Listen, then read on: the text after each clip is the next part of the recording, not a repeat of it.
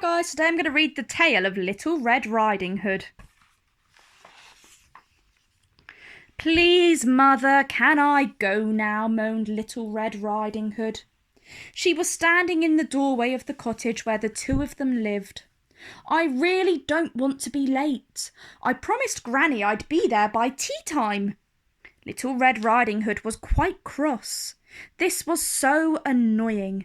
It had taken months of pestering to get Mother to let her visit Granny on her own, and now she seemed to have changed her mind. I'm not sure I should let you go, said Mother. The forest is full of all sorts of dangerous things. Who knows what might happen? Little Red Riding Hood sighed. We've already been over this, Mother, she said. I promise I'll be careful, and I've got my mobile phone. Well, murmured Mother. Oh, all right then, she said at last, but call me as soon as you get to Granny's. I will, said Little Red Riding Hood, and she skipped off down the path. Mother waved, and Little Red Riding Hood waved back. But as soon as she was deep in the forest and out of sight, she hissed, "Yes!" and punched the air. Little Red Riding Hood was determined to enjoy being out on her own. She felt grown up as she strolled down the path, swinging her basket of goodies Mother had given her for Granny. But suddenly a dark shadow fell across her. She stopped in her tracks. "Hello there," said someone with a very deep voice. "And who are you?" Little Red Riding Hood turned and saw a large, hairy figure behind her. But something about him was familiar, but she couldn't think what it was. "I'm Little Red Riding Hood," she replied politely. But then she remembered something that Mother had said. I'm not supposed to talk to strangers." "Quite right too," growled the hairy figure. "What a sensible girl you are. I'll leave you to your walk in the woods. Are you going anywhere nice?" "Just to my Granny," said Little Red Riding Hood. "She lives in a cottage on the other side of the forest, and I mustn't be late. Bye." Little Red Riding Hood hurried off. She looked over her shoulder and was surprised to see that the hairy figure had disappeared. He had seemed quite friendly, but she still had a nagging feeling about him. And then it came to her. That hairy figure had been the big bad wolf. Mother had shown her his picture on a website, so she should have known it was him straight away. Phew!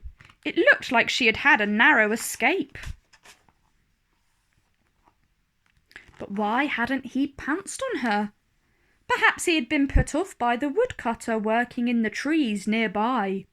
The woodcutter had a truck, and he was pretty good with that axe. Little Red Riding Hood thought it might be a good idea to store the woodcutter's number in her phone. You never know when it might come in handy, said Little Red Riding Hood to herself. Soon she had forgotten all about the big bad wolf, and she carried on walking, enjoying the warm day and being out alone. She even stopped to pick some wild flowers for Granny. After a while she arrived at Granny's cottage. She was just about to knock on the door when she noticed it was open. How strange! Perhaps Granny had left it open for her. "Hello, Granny," she called out. "I've bought you some goodies." "Hello, sweetheart," a deep voice replied. "I'm here in the bedroom." Little Red Riding Hood stopped at the bedroom door and peered into the room. Somebody was in Granny's bed, wearing Granny's nightdress and Granny's nightcap, but it wasn't Granny. It was the big bad wolf. "Well, don't just stand there," growled the big bad wolf.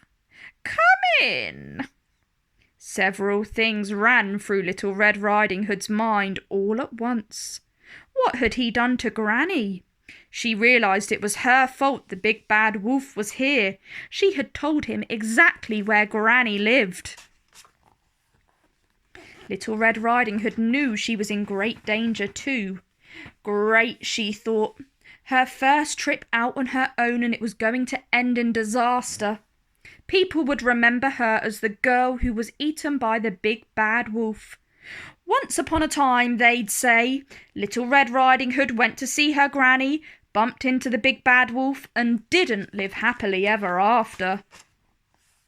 She had to do something, and quickly, but what? Then she looked down into the basket of goodies and saw her mobile phone nestling there. Could you hang on a minute, Granny? Said Little Red Riding Hood. There's something I need to do. The big bad wolf looked at her surprised. Little Red Riding Hood smiled, stepped out of the room, and started sending a text message. The big bad wolf had got out of bed and was creeping towards her.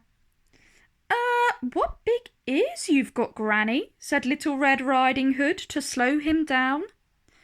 Really? Growled the big bad wolf.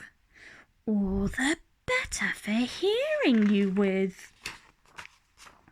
Yes, and, what big eyes you've got, said Little Red Riding Hood. All the better for seeing you with, growled the big bad wolf. He was still creeping towards her and getting closer and closer and closer. And, what big teeth you've got, said Little Red Riding Hood. All the better for gobbling you up, roared the big bad wolf, and he pounced. But just then somebody crashed through the bedroom window. It was the woodcutter, of course, and he chased the big bad wolf around the bedroom. The big bad wolf squealed with fright, leapt out of the window and ran away as fast as he could go. They found Granny tied up in the wardrobe. She was fine, but a bit upset. As for Little Red Riding Hood, she was looking forward to a lot more trips out on her own. She had managed okay in the end, hadn't she? Although she wasn't sure that Mother would agree. The end. If you guys enjoyed that story, like down below and subscribe to my channel for more.